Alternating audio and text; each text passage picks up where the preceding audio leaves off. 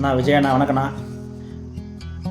So இன்றைக்கி நான் எதை பற்றி பேச போகிறேன்னா, இப்போ ரீசெண்டாக எல்லோரும் சொல்லுங்கிறது இந்த 717 டாஸ்மார்க் மூடிட்டாங்க அப்படின்னு சொல்லிட்டு எல்லா மக்களுக்கும் அப்படி தான் ஒரு வதந்தி போய் நிற்குது.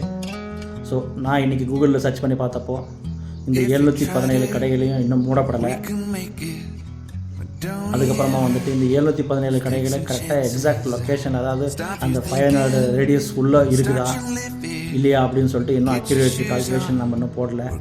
ஸோ தயவுசெய்து எவ்வளோ சீக்கிரம் முடியுமோ அவ்வளோ சீக்கிரம் இந்த நீங்கள் ஐடென்டிஃபை பண்ண 717 கடைகளையும் டாஸ்மார்க் கடைகளையும் க்ளீனாக அதை மெஷர் பண்ணிவிட்டு இந்த 500 மீட்டருக்கு உள்ளதாக இருக்குது அப்படின்னு சொல்லிட்டு ஒரு க்ளீன் ஒரு அறிக்கையாக நீங்கள் வெளியிடணும்னா அப்போ தான் நாம் இனிமேல் நீங்கள் எடுத்து வைக்கிற ஒவ்வொரு ஸ்டெப்புக்கும் ஓகே நம்ம அண்ணா இப்படிலாம் நல்லா பண்ணுறாங்க அப்படின்னு சொல்லிட்டு மக்களுக்கு ஒரு நல்ல ஒரு நம்பிக்கை வரும். இந்த நம்பிக்கை நீங்கள் காப்பாற்றுன்னு நினைக்கிறேன்.